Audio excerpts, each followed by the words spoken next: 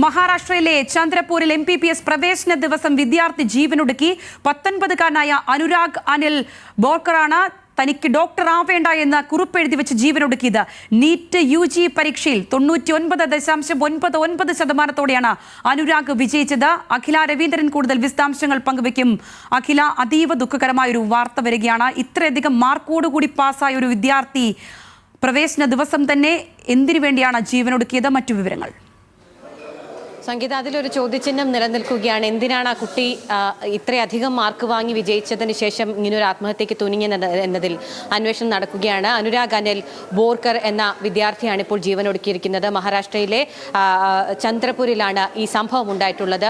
ഉത്തർപ്രദേശിലെ MBBS പ്രവേശനത്തിനായി പോകേണ്ടിയിരുന്ന ഇന്ന് രാവിലെ തന്നെ അദ്ദേഹത്തെ മുറിയിൽ തൂങ്ങി മരിച്ച നിലയിൽ കണ്ടെത്തുകയായിരുന്നു. ഒപ്പം ഒരു ആത്മഹത്യാ കുറിപ്പും ഉണ്ടായിരുന്നു. ആ കുറിപ്പിലാണ് തനിക്ക് ഡോക്ടർ താല്പര്യമില്ല എന്ന കുട്ടി എഴുതി വെച്ചിട്ടുള്ളത്.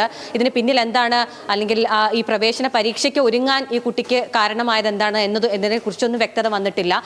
കുട്ടിയെ മരിച്ച നിലയിൽ കണ്ടെത്തുകയായിരുന്നു. ഇപ്പോഴെന്തായാലും അന്വേഷണം പുരോഗമിക്കുകയാണ്. നവർഗാവ് പോലീസാണ് ഇപ്പോൾ അന്വേഷണം നടത്തി വരുന്നത്.